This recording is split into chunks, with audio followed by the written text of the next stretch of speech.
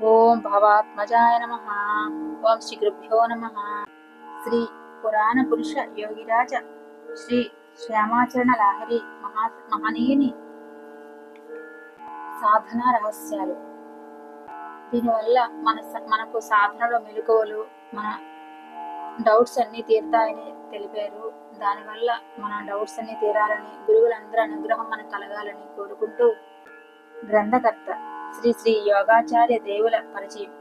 Shri Shri యోగాచార్య Vachaspati doctor Ashok Kumar Chatterjee మహాశయులు 1933వ సంవత్సరంలో పశ్చిమ బెంగాల్లో జన్మించారు. ఆయన స్వగ్రామం నుండి దూరంలో ఉద్యోగ ధర్మం నిర్వహిస్తున్న సమయంలో తల్లిగారి హఠాత్మరణ వార్త ఆయనను తీరని దుఃఖంలో ముంచెత్తింది. దానితో ఆయన ప్రాపంచిక విషయాలపై విముఖులై ఆధ్యాత్మిక చింతన వైపు తన జీవితాన్ని పూర్తిగా మళ్లించారు. 1961వ సంవత్సరంలో ఆయనకు క్రియాయోగ దీక్ష లభించింది. అతి తక్కువ కాలంలోనే ఆయన క్రియా సాధనలో అత్యున్నత స్థాయికి చేరుకున్నారు. ఆయన ముగ్గురు గురువులు కూడా క్రియాయోగంలోని సాటిలేని నిష్ఠాతులు. ఆయన మొదటి గురువు శ్రీ అన్నదాచరణ శాస్త్రి గారు, శ్రీ యోగిరాజుల ప్రధాన తమ శిష్యులైన శ్రీ పండిత పంచానన భట్టాచార్యుల శిష్యులు. శ్రీ శాస్త్రి గారు మహాశైల మహాసమాధి అనంతరం డాక్టర్ చటర్జీ మహాశైల వారణాసికి చెందిన శ్రీ సుందరలాల్ లాలా గారి వద్ద క్రియాయుగంలోని తర్వాత దశను పొందారు. శ్రీ సుందరలాల్ లాలా గారు యోగిరాజుల శిష్యులైన శ్రీ హరినారాయణ సాలాధి గారి శిష్యులు. శ్రీ లాలాజీ మహాసమాధి అనంతరం క్రియాయోగంలోని తర్వాత దశలన్నీ డాక్టర్ చటర్జీ గారు శ్రీ యోగిరాజుల పౌత్రులైన శ్రీ సత్యచరణ లాహిరి మహాశైల వద్ద నుండి పొందారు. ఈనాడు శ్రీ యోగాచార్య వాచస్పతి చటర్జీ మహాశైలు ప్రపంచ క్రియా యోగాచార్యులగా విఖ్యాతి పొందారు. సనాతన ధర్మ ధృవతార అయిన భగవాన్ శ్రీ యోగిరాజ శ్యామాచరణలకు అనన్య భక్తులైన శ్రీ యోగాచార్య డాక్టర్ చటర్జీ మహాశైలు శ్రీ యోగిరాజుల ఆదర్శాలను, సిద్ధాంతాలను సామాన్య మానవాళికి అందించి తద్వారా వారికి సరైన సాధనా మార్గాన్ని, చక్కని ఆధ్యాత్మిక అవగాహనను అందించే ఉద్దేశంతో క్రియాయోగం యొక్క శాస్త్రీయతను, హేతుబద్ధతను వెల్లడి చేస్తూ బెంగాలీలో అనేక గ్రంథాలు రచించారు. ఆయన రాసిన చాలా గ్రంథాలు భారతీయ భాషలైన హిందీ, ఒరియా, తెలుగు, తమిళ, మరాఠీ, గుజరాతీ భాషల్లోనికి అనువదించగా మలయాళీ అనువాదం ప్రచురణకు సిద్ధంగా ఉంది. పురాణ పురుష యోగిరాజ శ్రీ శ్యామాచరణ లాహిరి గ్రంథం ఇంగ్లీషు, ఫ్రెంచి భాషల్లోనికి కూడా అనువదించబడింది. కొన్ని గ్రంథాలు ఆంగ్లంలో ప్రచురణకు సిద్ధంగా ఉన్నాయి. ఇంతేకాక శ్రీ యోగాచార్య దేవులు క్రియాయోగ యొక్క శాస్త్రీయతను అందించారు. తస్మై శ్రీ గురువే నమః. ప్రస్తావన. మా పితామహులైన స్వర్గీయ శ్యామాచరణ లాహిరి మహాశైల సంపూర్ణ జీవిత కథ నేను రాస్తే బాగుంటుందని మహోపాధ్యాయ స్వర్గీయ గోపీనాథ కవిరాజ మహాశైలకు, అనేక మంది ఇతర మహానుభావులకు మనసులో కోరికగా ఉండేది. జీవిత కథ రాయటాన్ని గురించి అందరూ పట్టుబట్టారు. స్వర్గీయులైన మా పూజ్య పితామహులు స్వహస్తాలతో రాసిన డైరీలు 26 నా దగ్గర ఉండటము, నేను మా నాన్నగారి దగ్గర ఉండటము, వారి ఆప్యాయానికి పాత్రునయ్యి ఉండటము కూడా దానికి కారణాలు. పౌరాణిక యుగంలో సమస్త ఋషులు, మునులు, గృహస్థులు వారు గృహస్థాశ్రమంలో ఉంటూ సాధన ద్వారా ప్రత్యక్షానుభూతి పొందిన తత్వం ఈ రోజుల్లో ఇప్పటి వరకు కొన్ని వేల ఏళ్లుగా లభ్యం కాలేదు. కానీ లహరి మహాశైలు జీవితాంతం వరకు గృహస్థ జీవితమే గడుపుతూ పెన్షన్ పొందే వరకు ప్రభుత్వోద్యోగంలో మునిగి ఉంటూ చివరికి ప్రైవేటు నౌకరీ చేస్తూ ఉండి కూడా వీటన్నిటి మధ్య సాధన చేస్తూ అన్ని ప్రత్యక్షానుభూతుల ద్వారాను, దర్శన శ్రవణాదుల ద్వారాను ఆధ్యాత్మిక జగత్తుతో సంధానం గావించుకున్నట్లుగా ఈ యుగంలో మరెవరికీ సంభవం కాలేదు. యోగ మార్గంలో ప్రత్యక్షానుభూతి సంపన్నులైన సాధకులు ఈ యుగంలో మహాత్మా కబీరు తర్వాత లాహిరి మహాశైలొక్కరే అన్న విషయంలో సందేహం లేదు, ఇబ్బంది లేదు. కబీర్ ఈ జన్మను ఉత్తమ బ్రాహ్మణ వంశంలో పుట్టాడని అనేక మందికి, ముఖ్యంగా వారి శిష్యులకు ఉన్న అభిప్రాయం. అయితే దీనిని సాక్షాత్ ప్రమాణం మాత్రం లభ్యం కాలేదు. అయినప్పటికీ కబీరు వాకులను, లాహిరి మహాశయులు తమ డైరీలో రాసిపెట్టిన అనుభూతులను చూసినట్లయితే ఈ అభిప్రాయమే సరైనదని అనిపిస్తుంది. రిమిజిమి రిమిజిమి చాదరియా వినిరే అన్నాడు కబీరు. ఆయన పాలన పోషణలు మగ్గపింట్లో జరిగాయి. ఆయన నేత పని చేస్తుండేవాడు, కాని ఎప్పుడూ సాధన పరావస్థలో ఉంటుండేవాడు. ఇదే స్థితి లహరి మహాశైలిది కూడా. వారెప్పుడు క్రియా పరావస్థలోనే ఉంటూ అన్ని పనులు చేస్తుండేవారు. ఇది చాలా ఆశ్చర్యం కలిగించే స్థితి. ఈ స్థితినే సూచిస్తూ శ్రీకృష్ణ భగవానుడు తస్మాత్ సర్వేషు కాలేషు యోగయుక్తో భవార్జున అని చెప్పాడు. యుక్త ఆసీత మత్పరః మొదలైనవి కూడా చెప్పారు. వారు యోగిరాజులు. ఈ స్థితిలోనే ఉండేవారని, వారి దర్శనం చేసుకున్న వారు, వారి సాన్నిధ్యంలో ఉన్నవారు, వారి చరణాలను ఆశ్రయించిన వారు చెప్పగా విన్నాను. అయితే నేను స్వయానా వారి మనమన్ని అయినప్పటికీ, వారి పవిత్ర వంశంలో జన్మించినప్పటికీ కూడా వారి దర్శన భాగ్యం పొందలేకపోయాను. వారి మహాప్రయాణానికి 9 ఏళ్ల తర్వాత పుట్టాను నేను. పూర్వజన్మలో కూడా వారితో ఏదైనా సంపర్కం ఉందేమో తెలియదు గాని ఒక ఆధ్యాత్మిక సంబంధం మాత్రం ఉండి ఉంటుందని అనిపిస్తుంది. ఎన్నడూ చూసి ఉండని, ఎన్నడూ సాంగత్యంలో ఉండని, ఎన్నడూ ప్రత్యక్ష పరిచయం పొంది ఉండని వారి పట్ల నాకు ఇంత అనురాగము, ఇంత శ్రద్ధ, ఇంత భక్తి ఎందుకున్నాయో ఆ అంతర్యామికే తెలియాలి. వారు నా ప్రాణానికి ప్రాణం. వారే నా ఆరాధ్య దైవం. వారే నా సర్వస్వం. నేను లహరి మహాశయుల సంపూర్ణ జీవిత చరిత్ర రాయాలని చాలా మంది పట్టుబడుతూ ఉండేవారు. కానీ విచారకరమైన విషయం ఏమంటే, నేను సాహితీవేత్తను కాను. ఎలా రాయాలో కూడా నాకు తెలియదు. ఇంతకు పూర్వం అనేక మంది వారి జీవిత చరిత్ర రాశారు. అనేక మాసపత్రికల్లో కూడా అప్పుడప్పుడు వారిని గురించి రాస్తుండేవారు. అవన్నీ ఎవరెవరో చెప్పగా విని రాసినవి. కానీ నాకు వారి చరణాల మీద భరోసా ఉంది. విశ్వ తుమ్హారీ పూజా కర్తా, యహీ బాత్ मन में मड़राती, मेरी पूजा बिना तुम्हारी पूजा तो अपूर्ण रह जाती, तुम तो मेरा ईश्वर प्रभु हो, मैं हूँ दास तुम्हारा, मेरी पूजा बेवा रहे, बाकी स्तवन तुम्हारा. ఈ హిందీ వాక్యాలకు అర్థం: ప్రపంచం నిన్ను పూజిస్తుంది. ఇదే మాట మనసులో మొదలవుతూ ఉంటుంది. నేను పూజించినదే నీ పూజ అసంపూర్ణంగానే ఉండిపోతుంది. నువ్వైతే నాకు ఈశ్వర ప్రభువు, నేను నీ దాసుని. నేను పూజించకపోతే నీ స్తుతి కొరవడిపోతుంది. వారి మూర్తికి ఎదురుగా నేను ప్రతిరోజు గీతాపట్నం చేయకపోయినట్లయితే వారు కోపగించారేమో అనిపిస్తుంది. వారు నాకు ప్రియమైన వారైనట్లయితే నేను వారికి ప్రియమైన పౌత్రుని అయ్యేటట్లు ఈశ్వరుడు మాకు సంబంధం ఏర్పరిచాడు. అందుచేత వారి విషయంలో ఆలోచన చేయడం నేను అనధికారంగా చేసే ప్రయత్నమూ కాదు. 1-2 మాటలు చెప్పడంతోనే పని జరిగేది కాదు. వారు తమ పౌత్రుని తప్పకుండా క్షమిస్తారని ఆశ. మా తాతగారి పితామహుల పూర్తి జీవిత చరిత్ర రాయడం నా వల్ల జరిగేది కాదని గ్రహించాను. ఎందుకంటే మొదట నాకు రాసే అలవాటు లేదు. ఇంతకంటే రాయడానికి సమయం కూడా దొరకదు. కొంతసేపు ఆధ్యాత్మిక సాధనలో గడిచిపోతుంది. మధ్యాహ్నం 3 గంటలకు పఠనం, భజన, సంకీర్తనం వంటి వాటితో గడిచిపోతుంది. ప్రతిరోజు కొన్ని ఉత్తరాలకు జవాబులు రాయవలసి ఉంటుంది. జనం రాకపోకలు, పరిచయాలు, సంభాషణలు, చర్చలు మొదలైన వాటిలో చాలా సమయం గడిచిపోతుంటుంది. పరమహంస యోగానంద గారి ఒక యోగి ఆత్మకథలోను, శంకరనాథ్ రాయ్ గారి భారతదేశ సాధకులు అన్న గ్రంథంలోనూ తాతగారి సంక్షిప్త జీవిత కథ ఉండటం వల్ల ప్రపంచంలో ఎక్కడెక్కడి నుంచో జనం వస్తూ ఉంటారు. అనేక రకాల చర్చలు చేస్తూ ఉంటారు. 1979 నవంబర్ నెలలో తాతగారి జీవిత చరిత్ర రాసే సందర్భంగా ఉత్సాహంతోనూ తత్పరతోనూ నేను కలకత్తా వెళ్ళి వరాహనగర్లో శాంతినీడ నివాసులైన శ్రీ అశోక్ కుమార్ చటోపాధ్యాయ గారి 5వ అంతస్తు నివాస స్థానంలో 18 రోజుల వరకు అజ్ఞాతవాసంలో ఉన్నాను. కాశీ నుంచి తాతగారు స్వయస్తంతో రాసిన అన్ని డైరీలు, అవసరమైన ఇతర పుస్తకాలు అన్నీ తీసుకుని వెళ్ళాను. యథార్థ విషయాలన్నీ శ్రీ అశోక్ గారికి సమకూర్చి పెట్టాను. నేను ఎరిగిన 100 మాటలు కూడా రాయించి పెట్టాను. నాయనమ్మ గారు, మా తల్లిదండ్రులు, ఇతర మేనత్తలు, తాతగారి చాలా పూర్వపు శిష్యులు చెప్పగా నేను విన్నవి జ్ఞాపకం ఉన్నంత వరకు, అవసరం ఉన్నంత వరకు రాయించి పెట్టాను. శ్రీ అశోక్ గారు వాటన్నిటినీ సేకరించుకుని సంకలనం చేసి జీవిత కథారూపంలో చాలా పరిశ్రమించి రాశారు. ఆ తరువాత విశ్వభారతి అధ్యాపకులు డాక్టర్ శివనారాయణ ఘోషాల్ శాస్త్రి గారు ప్రస్తుత గ్రంథాన్ని సాధ్యమైనంత వరకు పరిష్కరించారు. ఇద్దరూ నాకు ప్రాణ స్నేహిపాత్రులు.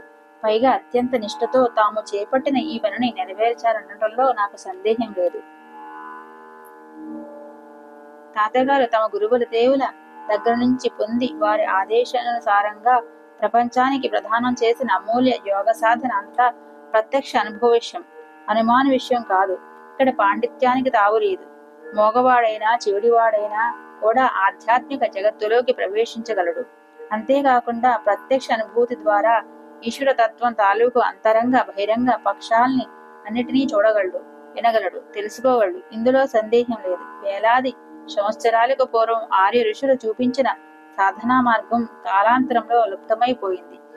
కొన్ని సాధనా పద్ధతుల మంత్ర రూపంలో సురక్షితమై ఉన్నాయి.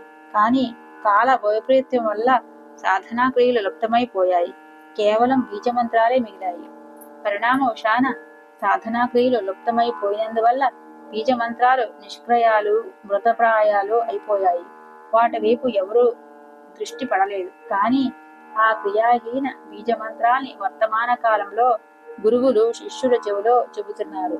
ఈ విధంగా చెవిలో ఊదటమే దీక్ష అయిపోయింది. కాబట్టి క్రియ లేదా ప్రక్రియ గురించి యథార్థ పరిచయం లేకపోవడం వల్ల ఉపకారం శిష్యుడికి జరగదు, గురువుకు జరగదు.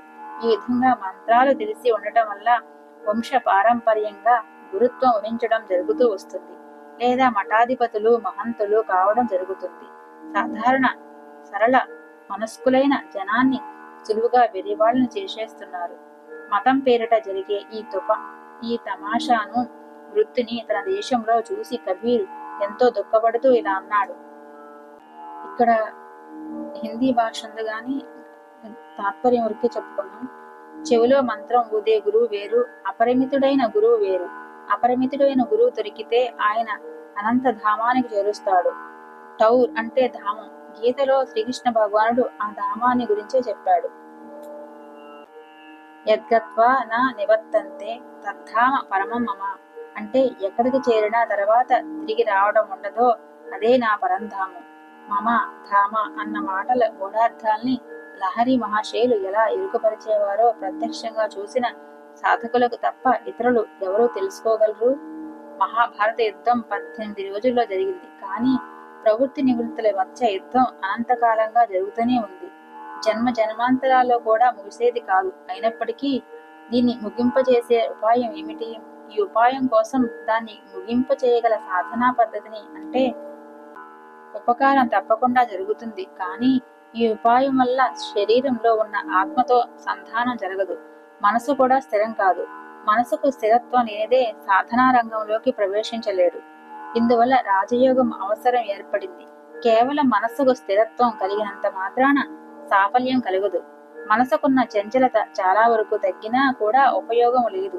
ఆత్మ సాక్షాత్కారం కలగనంత వరకు బ్రాహ్మీ స్థితి ప్రాప్తించదు. భూమధ్య స్థానంలో కూటస్థ చైతన్య దర్శనం కలగనంత వరకు మనుష్య జీవితం సఫలం కాదు. భ్రువోర్మధ్యే ప్రాణమావేశ్య సమ్యక్ సతం పరం పురుష ముపైతి దివ్యం. దీనికోసం రాజయోగం అవసరం. హఠయోగము లయయోగము ఒకచోట కలవడం లాభకరం. రాజయోగం ద్వారా మనసు స్థిరమవుతుంది. లయయోగం ద్వారా ఆత్మ సాక్షాత్కారం కలుగుతుంది. శంకర భగవత్పాదులు ఇదే చెప్పారు.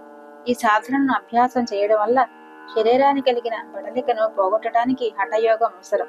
ఒకే ఆసనంతో ఎక్కువసేపు సాధన చేయటం వల్ల కలిగే జడత్వం హఠయోగం ద్వారా దూరమవుతుంది. మనం ఈశ్వరుని వైకుంఠంలో ఎదుగుతాం. అవును కదా, మనం ఈశ్వరుని వైకుంఠంలో ఎదుగుతాం. క్షీరసాగరంలో వెతుకుతాం. తీర్థాదుల్లో, పన్నీరాల్లో, మసీదుల్లో వెతుకుతాం. కానీ మన శరీరంలోనే భూమధ్య స్థానంలో ఎప్పుడూ విరాజిల్లుతున్న వాణ్ణి ఎరగం. ఆయన్ని వెతకాలన్న పట్టుదల కూడా మనకు కలగదు. ఈ దేహపురంలో భూమధ్య స్థానంలో ఆ ప్రత్యక్ష దేవాత్ముడు విరాజిల్లుతున్నాడు. ఆయన దర్శనం చేసుకునే విషయం ఋషులందరూ ఏకవాక్యంతో వ్యక్తం చేశారు. దాని సాధనా పద్ధతిని, కౌశలాన్ని పొందే మార్గం చూపించారు.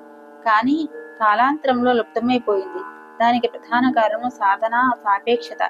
ఈ సాధనను ఫలింపచేయడానికి కొంత సమయము, ధైర్యము అవసరం. ఇందుకు ఎవరూ పూనుకోరు. దానికి కూడా ఒక ముఖ్య కారణం ఉంది. ఈనాటి పరిస్థితి ఎలా ఉందంటే, చాలా మంది గురువులు నెత్తి మీద చేపెట్టగానే సమాధి కలుగుతుందని, మనసు స్థిరమైపోతుందని, ఇంకా ఇలా ఏమేమిటో చెబుతూ ఉంటారు. ఈ కారణం వల్ల కాలం నష్టం కాకుండా ఉండాలని అనుకుంటాడు సాధకుడు. ప్రపంచంలోని సత్తా సంపత్తినంతని త్యాగం చేస్తేనే గాని ప్రాప్తించినది ఇంత సులువుగా ప్రాప్తమయ్యేది కాదని కాస్త లోతుగా ఆలోచించి చూస్తే తెలుస్తుంది.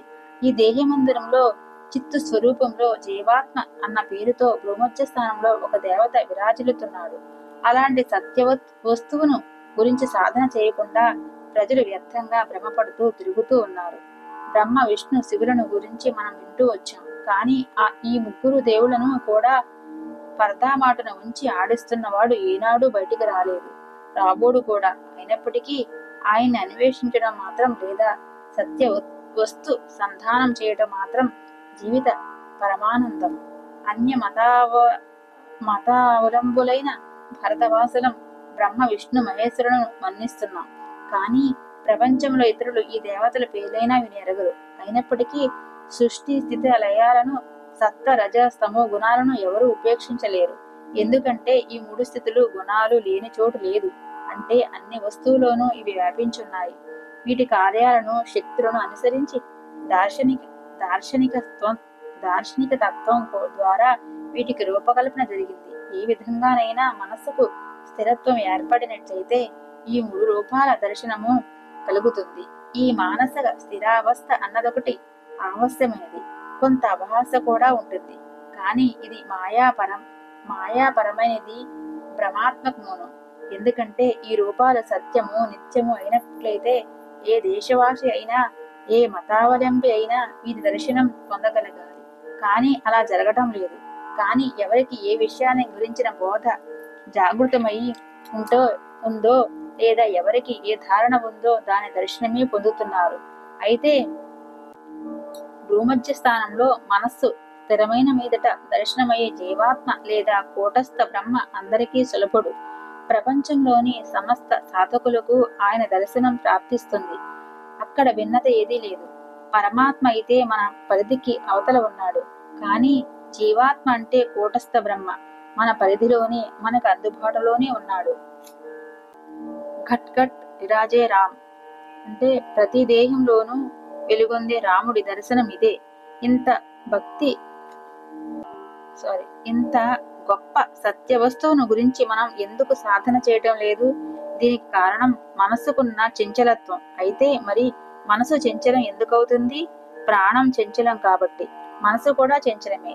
ప్రాణానికున్న చంచలత్వానికే మనస్సు అని పేరు. ఏ విధంగానైనా ప్రాణాన్ని స్థిరం చేయగలిగినట్లయితే మనసు కూడా స్థిరమవుతుంది. లేదా ఏ ఉపాయం ద్వారానైనా మనస్సును స్థిరం చేసినట్లయితే ప్రాణం కూడా స్థిరమవుతుంది. మనసుకుంటే ప్రాణం స్థూలం. మనం స్వేచ్ఛాపూర్వకంగా ప్రాణాన్ని కొన్ని క్షణాల పాటు ఆపి ఉంచగలం. కానీ మనస్సును నిలిపి ఉంచడం చాలా కఠినం. ఇందువల్లే ప్రాణాన్ని స్థిరం చేయడానికి శ్రేష్టమైన ఉపాయం ప్రాణాయామం. నదుల్లో కల్లా గంగ, మంత్రాల్లో ప్రణవం, తీర్థాల్లో కాశీ శ్రేష్టమైన అయినట్లుగానే సాధనలన్నిటిలోకి ప్రాణాయామం శ్రేష్టమైనదని, శాస్త్ర సమ్మతమైనదని అందరూ మన్నించేదిను. ప్రాణాయామం అనేక రకాలు. వాటిలో సుషుమ్న లోపల జరిగే ప్రాణాయామం శ్రేష్టమైనది. ఈ ప్రాణమే ఈ దేహంలో ముఖ్య ప్రాణ వాయు రూపంలో సంచరిస్తూ ఉంటుంది. శరీరంలోని 5 స్థానాల్లో ఉండటం వల్ల దీనికి 5 పేర్లున్నాయి. ప్రాణ, అపాన, సమాన, ఉదాన, వ్యానాలు. ఈ వాయువులు 5 శరీరంలో సమానంగా ఉన్నట్లయితే మనస్సు స్థిరంగా ఉంటుంది. ఏ కారణం వల్లైనా వికారం చెందినట్లయితే ఇవి చంచలమైపోతాయి. ఎలాగంటే వాత, పిత్త, కఫాలు 3 కనుక శరీరంలో సమానంగా ఉంటే ఒంట్లో రోగమేది ఉండదు. ఏ కారణం వల్లైనా వికారం చెందినట్లయితే ఆ కారణాలకు సంబంధించిన రోగాలు పుడతాయి. శైత్యం అంటే జలుబంట. జలుబు వల్ల కఫం పేరుకున్నట్లు ఈ పంచవాయువులు స్థిరంగా ఉండేలా చేసే ఉపాయాన్ని లాహరి మహాశయులు మనకు ప్రదానం చేశారు. ప్రాణాయామం ద్వారా ప్రాణ, అపాన వాయువులు స్థిరమవుతాయి. నాభిక్రియ ద్వారా సమాన వాయువు స్థిరమవుతుంది. మహాభద్ర ద్వారా ఉదానము, వ్యానము స్థిరమవుతాయి.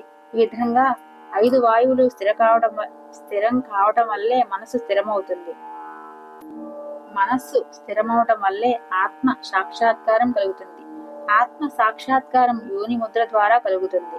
సమస్త ఇంద్రియ ద్వారాల్ని బలపూర్వకంగా మూసి ఉంచి నిరోధించి మనసును నాలుగు చెవులకు పోనివ్వకుండా, నాలుగు వేపులకు పోనివ్వకుండా భూమధ్యంలో నిలిపి ఉంచి నిర్దిష్ట మార్గంలో అభ్యాసం చేస్తూ ఉంటే ఆ అవిజ్ఞేయమైన ఆత్మ దర్శనం కలిగి సాధకులు కృతకృత్యులవుతారు.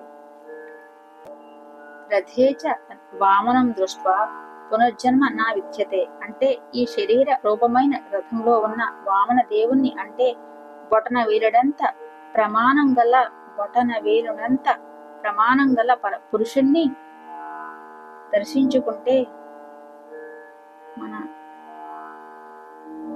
యోగతారావల్లో బొటన వేలు చివర కనుపంత అని చెప్పారు. అక్కడ జన్మ సఫలమవుతుంది. ఈ పురుషుని దర్శించుకున్న వాళ్ళకి పునర్జన్మ కలగదు. వాళ్ళు ఎప్పటికీ ముక్తులై ఉంటారు. భగవద్గీతలో పురుషోత్తమ యోగంలో చెప్పిన పురుషుడు ఈయన దర్శనం పొందితే సాధకుడి జీవితం కృతార్థమవుతుంది. కబీర్ ఈ రహస్యాన్ని చాలా అందమైన రీతిలో ఇలా చెప్పాడు. హిందీలో తాత్పర్యం చెప్తున్నా.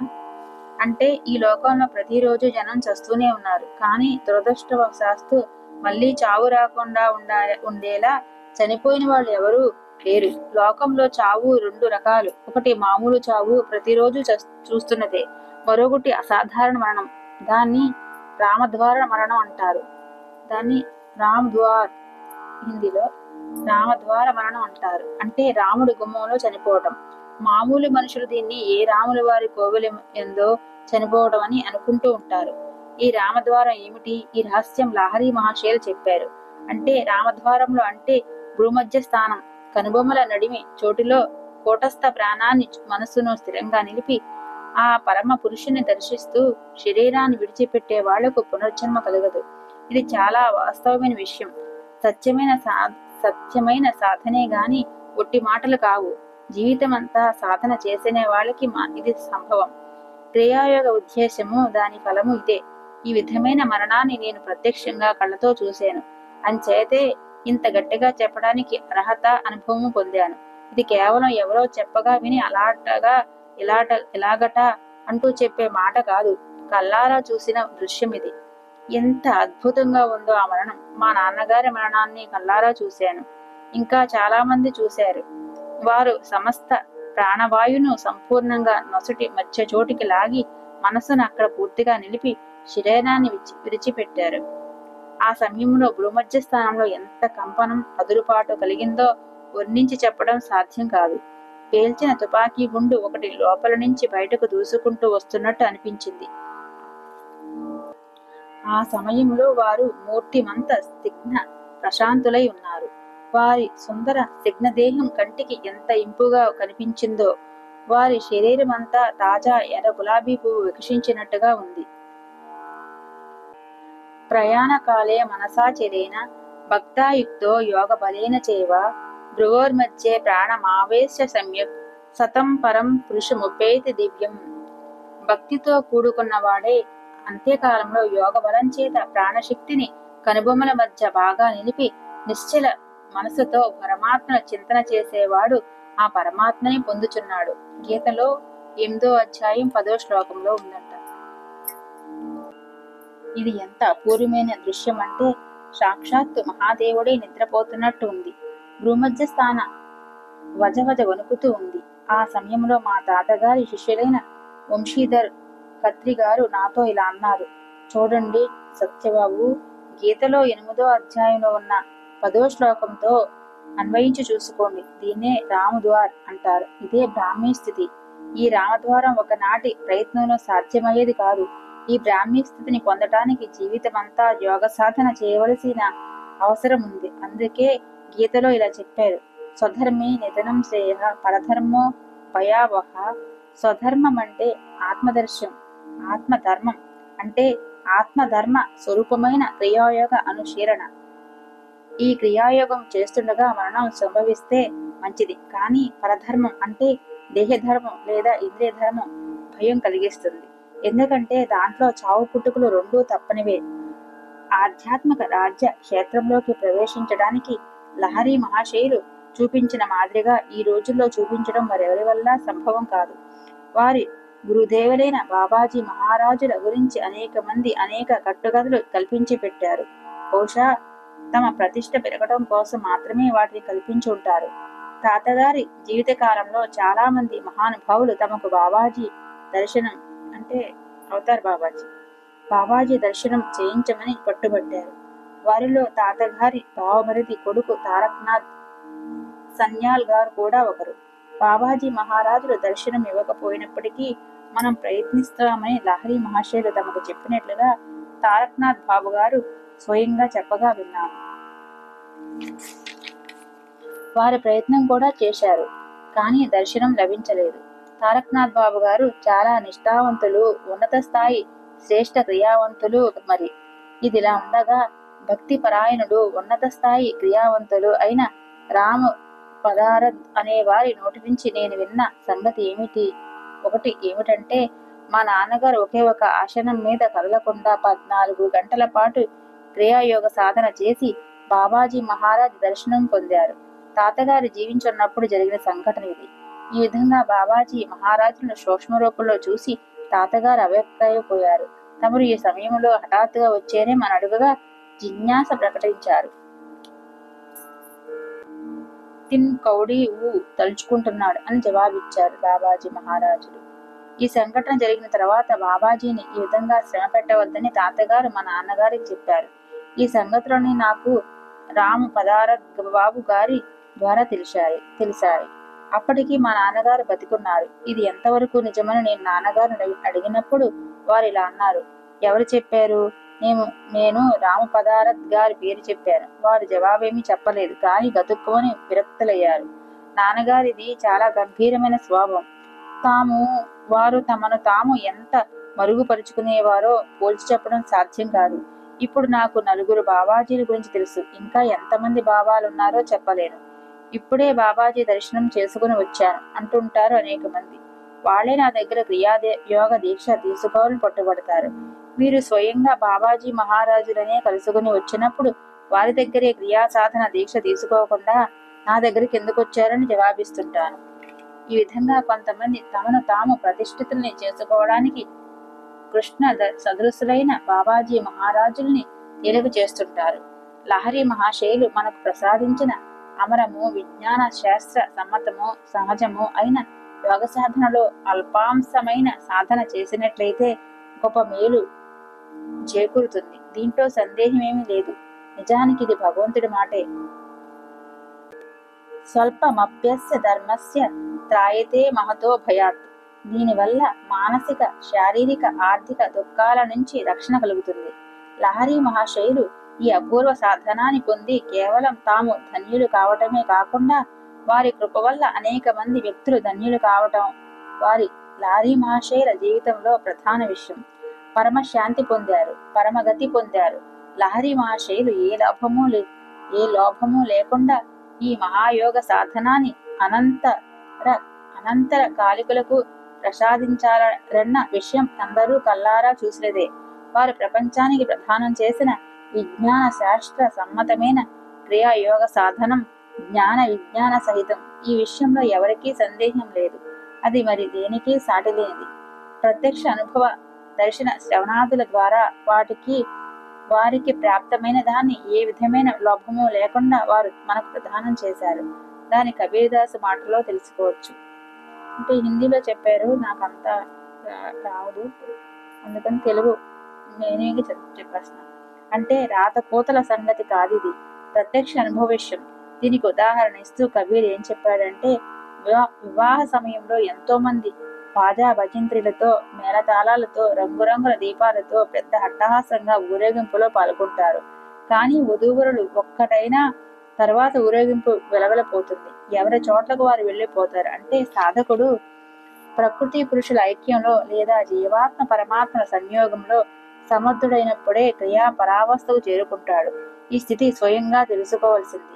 గీతకు అనేక వ్యాఖ్యానాలు ఉన్నాయి. అవన్నీ శాస్త్రీయ, బౌద్ధిక, దార్శనిక తత్వాల మీద ఆధారపడ్డ వ్యాఖ్యానాలు. కానీ లహరి మహాశయులు ప్రసాదించిన లేదా వారి ఆశ్రితులు, అనునాయులు అందించినదొక్కడే అనుభవగతమైన వ్యాఖ్యానం. మూలంలో అదే ఉంది.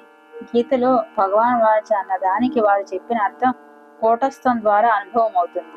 కూటస్థ్ ద్వారా అనుభవ్ ఓ రహే రహాహై అని ఎంత అపూర్వమైన వాక్య! ఇది వింటేనే మనస్సులో నిజంగా తృప్తి, చలదనం కలుగుతాయి. మహాభారతంలోని 18 రోజుల యుద్ధంలో శ్రీకృష్ణుడు అర్జునుని రథం మీద కూర్చోబెట్టి సాక్షాత్తు సూక్ష్మ రూపంలో ఉపదేశమిచ్చాడు. కానీ ఈ దేహరథంలో ప్రవృత్తి నివృత్తులకు మధ్య జరిగే యుద్ధం 18 జన్మల్లో కూడా పూర్తయ్యేది కాదు. శ్రీకృష్ణుడు ఆ దేహం విడిచి వెళ్ళిపోయాడు. కానీ అప్పుడు దానిలో ఉన్న శ్రీకృష్ణుడు ఎప్పటికీ ప్రతి ఒక్క దేహరథంలోనూ ఉన్నాడు, చిరకాలం ఉంటాడు. ఆయన అవినాశుడు కనుక ఆయన ఉంటుండటం వల్లనే మనం అన్నీ అనుభవిస్తున్నాం. ఈ దేహరథంలో ఉండి ఆయనే ఉపదేశిస్తున్నాడు. భగవంతుడు మళ్ళీ ఇలా చెప్పాడు, ఓ అర్జున, నేను ఉండను, నువ్వు ఉండవు అని. మరైతే ఉండేది ఏదట? ఈశ్వర సర్వభూతానం హృదయేశార్జున తిష్టతి. ఈశ్వరుడు జీవులన్నిటిలోనూ హృదయ స్థానంలో ఉంటాడు. అర్జునుని ఉద్దేశించి, ఈ ఈశ్వరుడు శరణాగతి పొందు. ఆయన ప్రసాదం వల్ల లేదా దయ వల్ల పరమశాంతి, శాశ్వత పదము పొందుతావు. మనలో ఉన్న ఈశ్వరుడి శరణు పొందే విధానం ఏమిటి? దానికోసం మనసుని ఎలా తయారు చేయాలి?